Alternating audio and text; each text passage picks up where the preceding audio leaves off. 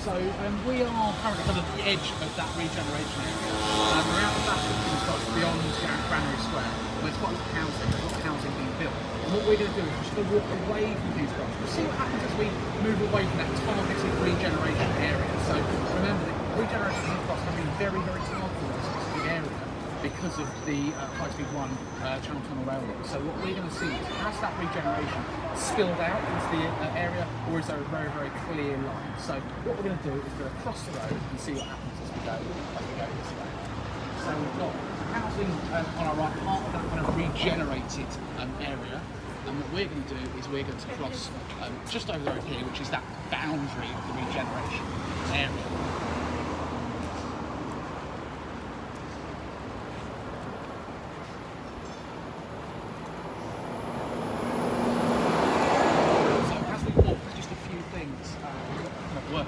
You'll notice there are some signs of kind of the more industrial kind of area this was beforehand. So we've got kind of a more industrial style building there, a plumber's merchant and things. So that's already, as we step out, we've got a construction skills centre, but you'll notice that it's currently closed. But that's again built for the construction trade. And over there again, you can see really clearly the other side of the road. It's really, really clearly we've got all this new regeneration. And just over there, there's a red tiled building, which you might be able to zoom in and see, which is actually an abandoned tube station. So it's York Road. So that gives you a bit of an idea about the history of this area, and actually the transport links that did exist and have now been lost. So you know there are changing transport links. But we're going to walk up Randall's Road. They use that station actually for filming movies. Yes, yeah. I think so so, it's now like a movie set, that York Road train station. So as we walk up Randall's Road, we're literally, like, if you look there, that was where we were, Granary Square, all posh and fancy. Whoop!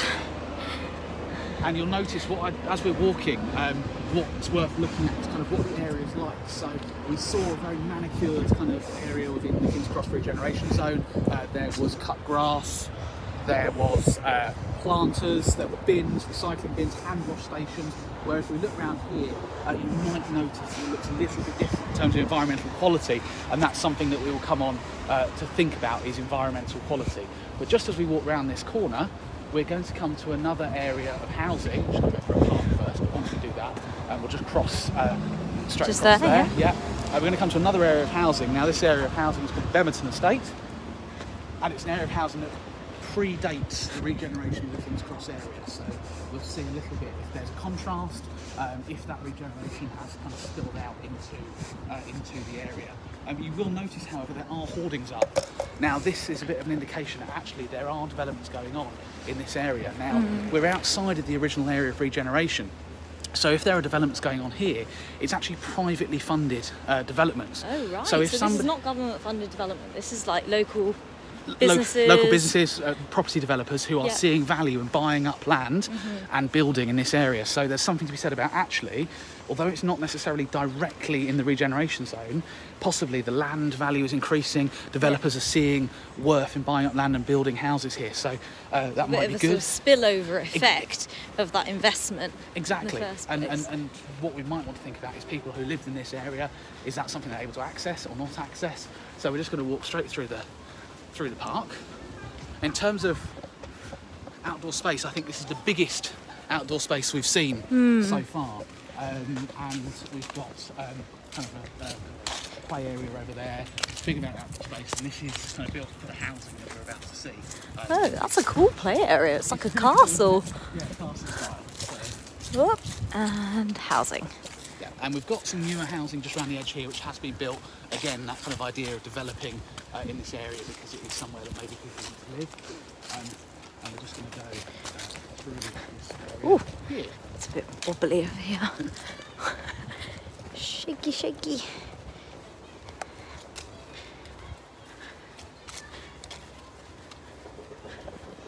Oh, it's the stuff on the other side. Okay, so these are privately developed. Yes, these are privately developed, but still quite new. But are still quite new, and they are very different to the existing housing that was here, and that might gives us a bit of a clue about actually people want to move to this area. That actually maybe being quite close. We've only been walking for about 2 minutes. We're still quite close to Granary Square. That actually it might attract people to this area. in terms of kind of such a strong contrast. yes, I mean, in terms of contrast, absolutely, which is what we're kind of going to come into. yeah. As we walk into the Bemiston estate, like I said, the key thing is with the housing here is it predates the regeneration. So obviously this housing was built around the 1960s. 1960s, big need for housing in London. Yeah. Actually relatively close to the end of the Second World War.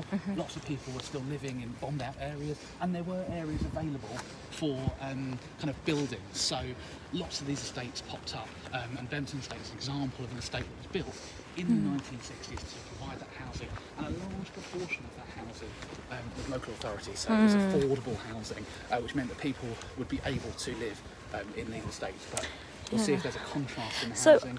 Actually, I think there was a lot of this, even in the area that's been regenerated, because this is the kind of housing, when I said to you guys earlier, when I went to university here, very close by here, about 10 minutes away from where we are, a lot of people lived in King's Cross in sort of cheaper housing, and this is the kind of housing that a lot of students were choosing to rent because it was so well located, you know, it was reasonably priced, and you know, it was near enough to the university, but it wasn't exactly high quality, swanky housing. Yeah, absolutely, and those kind of who the housing is serving is changing as we look to kind of what is nearby. And as we walk through Bemiston Estate, we're going to come out onto the Caledonian Road, which is another kind of shopping centre, if you like. I don't mean shopping centre in like a inside shopping centre, I mean a place where there are lots of shops. And we might notice the difference in the kind of services that are on the Caledonian Road compared to the services that we've seen at King's Cross. And that's going to give us a clue again about who's being served by those services. Where we've talked about sphere of influence, we might be able to think a little bit about that. When we talked about kind of demographics, we might be able to draw some conclusions about kind of who is able to access these shops versus the ones at King's Cross, who would feel welcome in a particular place. That's something else that's worth thinking about, is actually who feels welcome in King's Cross, who feels welcome here, who's able to access these different places. That's something to consider. So we're just coming out. Don't you wish council housing still had front gardens like this? How nice. Yes, they're nicely designed, lots of open spaces. We've walked past really carefully designed houses to be sure that people had access to. Oh, there's still a community centre there. Yeah, absolutely. And what we've seen is with the housing at King's Cross, something we picked up on was actually there wasn't a huge amount of outside space. So yeah, very tower blocky, but not very. Yeah. So this was much more built as a community space with places for families and things like that. So actually, if you had a young family, you might feel somewhere with that nice big park accessible is better than some of the housing in King's Cross with your car elevator and things like that. Whereas if you have a fancy car and you want a nice view over the canal, but not worry about outside space, maybe you'd feel more welcome in the housing in King's Cross. So. Yeah, and how many of those restaurants and shops that are around there are actually useful on a day-to-day basis? Exactly. You know, there was a lot of sort of office worker kind of. Exactly. So just looking at what we can see straight ahead, we've got kind of local style supermarkets.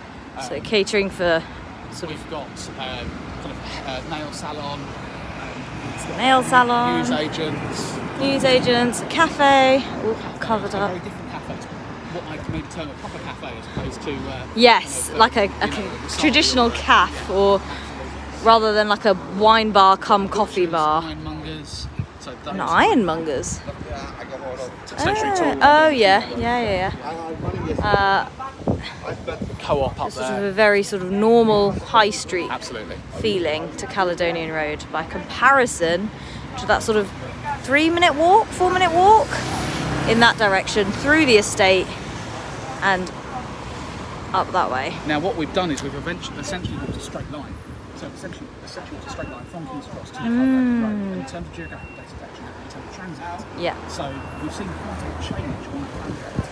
So actually, if you were interested in looking at change, Transect's a really good way of doing that. In terms of sampling strategy, you can say, I'm going to stop a systematic sample of regular intervals to see how it's changing, or I could do stratified sampling on Transect to pick where I'm going to stop. But it's a really good geographical sampling technique to do a Transect and look at change. That's essentially the change away from King's Cross regeneration. Lovely, thank you.